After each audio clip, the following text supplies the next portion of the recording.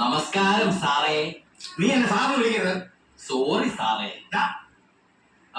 അയ്യാ ഒന്ന് പൊക്കി തരണേ. പൊക്കി തരാടാ.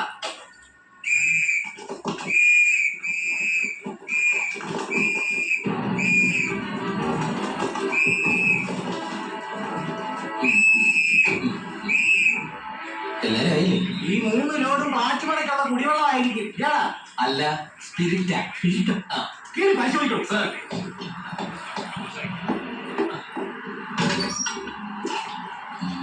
അമ്മയ്ക്കൊക്കെ സുഖമല്ലേ സാറേ? ഇവിടെ വരെയൊക്കെ ഉണ്ടാക്കന്മാരാണോ നിന്റെ വിചാരം? എനിക്ക് മാത്രമല്ല സാറേ, ഇവിടെ നിൽക്കുന്ന കംപ്ലീറ്റ് ആൾക്കാരും വിചാരം അതാ. സ്പിരിറ്റാ സാർ. ഇതിലും സ്പിരിറ്റാ സാർ.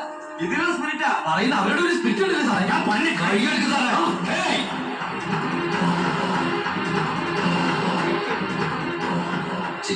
ചിന്നാടന്റെ ലോറിയിൽ സ്പിരിറ്റ് കിടത്തുന്നതിന് എന്റെ മെക്കട്ടങ്ങനെ കേറിയണ്ടല്ലോ.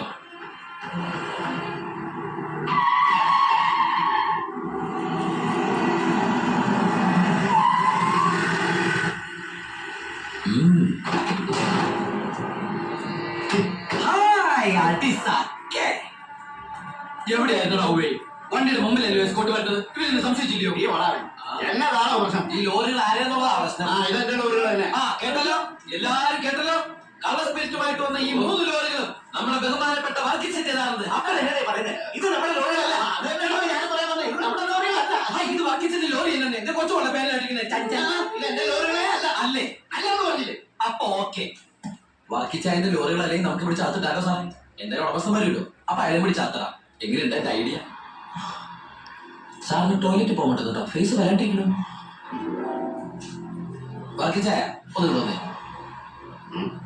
വന്നേന്ന്. ഇങ്ങോട്ട് വന്നേന്ന് ഞാനല്ലേ വിളിക്കണേ. വർക്കിച്ചന് ലോറി ലോഡ് അടക്കം വൻ നഷ്ടം വരുമെന്ന് എനിക്കറിയാം.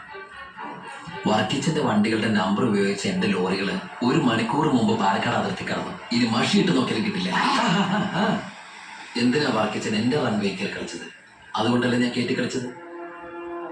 ഇനി എന്റെ റൺവേ കയറി കളിച്ച ഇതൊരു സാമ്പിൾ പിടിക്കട്ട. തൃശ്ശൂർ പൂരം കാണാൻ പോകുന്നേ ഉള്ളൂ. വരട്ടടവേ.